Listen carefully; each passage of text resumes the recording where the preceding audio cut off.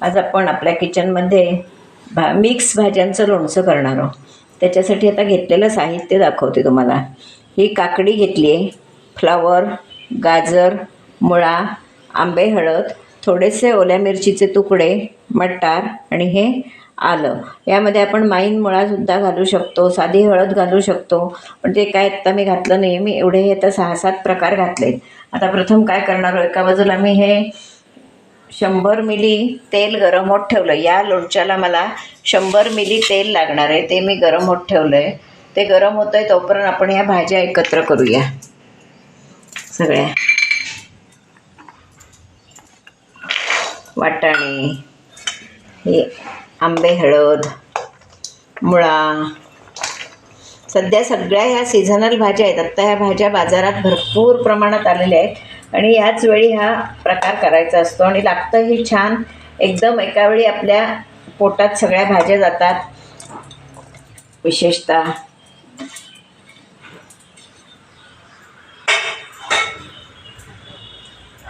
तर साधारणपणे हे अर्धा किलो लोणचं होईल. त्याला आपण 100 ग्रॅम जवळजवळ मीठ घालणार आहे मी. त्यानंतर थोडी कच्ची हळद घालणार आहे.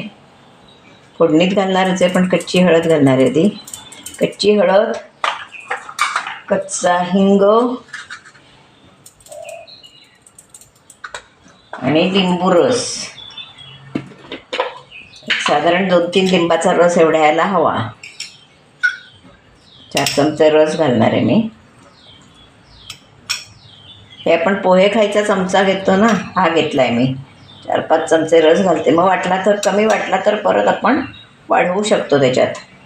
लिंबामुळे आपलं लोणचं टिकायलाही मदत होते. आपण व्हिनेगार त्यामध्ये वापरणार नाही आहोत. सगळं आपण जरा लिंबू रस वगैरे चोळून ठेवूया. ह्याला पाणी सुटतं छानपैकी. हे लोणचं खूप छान लागतं, एकदम चविष्ट लागतं. आणि आपण म्हणतो हे 8 दिवस पुरेल, पण 8 दिवस काय त्याच्यात जात नाहीत. 4 दिवसातच आपलं ते लोणचं संपतं. भरपूर खाल्लं जातं आणि त्यानिमित्तानं आपल्या पोटात सगळ्या भाज्या जातात आणि हे कोणाला आवडत नाही असं होत नाही. तर त्यामध्ये आपण मोहरी घालणार आहोत. लोणचं म्हटलं की मेथीचे दाणे हवेत. 2 मेथीचे दाणे टाकलेत. हे तेल आपलं चांगली मोहरी तडतडली चांगली की आपण घालवून टाकणार आहोत आणि मग त्यामध्ये हळद, हिंग, मेथी पावडर सगळं घालणार आहोत.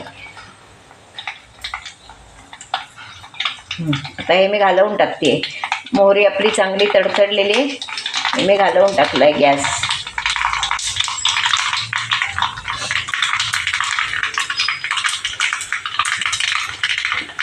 अर्धा चमचा, पोह्याचा अर्धा चमचा मी मेथी पावडर घातली आहे. त्यानंतर तेवढाच हिंग घातला आहे.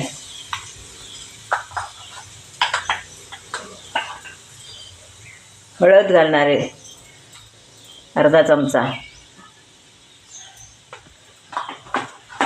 आणि त्यामध्येच हे मी 2 चमचे लाल तिखट घालणार आहे. रंगही आपल्या लोणच्याला छान येईल. ही फोडणी गार झाली की आपण लोणचं लोणच्यावर ओतणार आहोत. अशी छान फोडणी झाली आपली. त्याच्यात सगळं साहित्य घालून झालेलं आहे. आता लोणच्यात फक्त ही मोहरी पावडर, 1-2 मोठे चमचे मोहरी पावडर घेतली आहे, ती मी घालून ठेवते.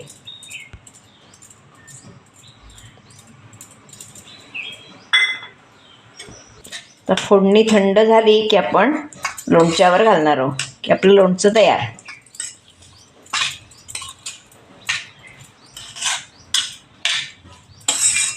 पाच मिनिटं जातील फोडणी थंड व्हायला. थंड झालेली फोडणी आणि तेल बिल सगळं एकत्र केलेलं आहे हे आता आपण लोणच्यावर घातलं आहे.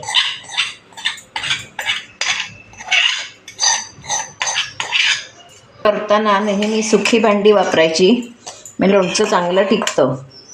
ओलं भांडं वापरलं, पाणी लागलं तर म्हणजे असं मोहरी जर फेसून घातली तर काही त्रास होत नाही, पण जर असंच पाणी लागलं तर मात्र लोणचं खराब होण्याची शक्यता असते. हे आपण छान कालवून घेऊया. हे ओल्या मिरचीचा ठेचा घालूनही कालवता येतं. ओली मिरची घातलेलीच आहे, पण त्याच्यात जर ओली मिरची वाटून घातली तर लाल तिखट नाही घातलं तरीही चालतं, पण आज मी लाल तिखटाचं केलं आहे. त्यापूर्वी मी तुम्हाला ओल्या मिरचीचंही दाखवलेलं आहे लोणचं, तेही बघा. हे बघा किती छान आपलं रसरशीत लोणचं तयार झालं.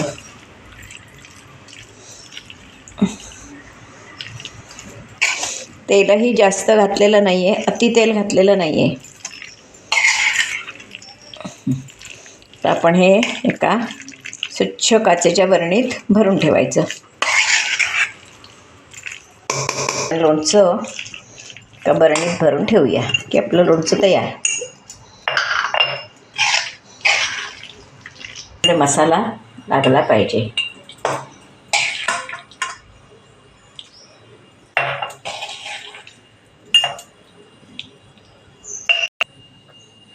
असं हे आपलं मिक्स भाज्यांचं लोणचं खाण्यासाठी तयार आहे. आता हे मी कसं केलं, भाज्या कशा चिरून घेतल्या होत्या, काय काय केलं, हा माझा व्हिडिओ तुम्ही पूर्णपणे बघा. आणि माझा व्हिडिओ तुम्हाला आवडला तर लाईक, शेअर, सबस्क्राईब करायला विसरू नका.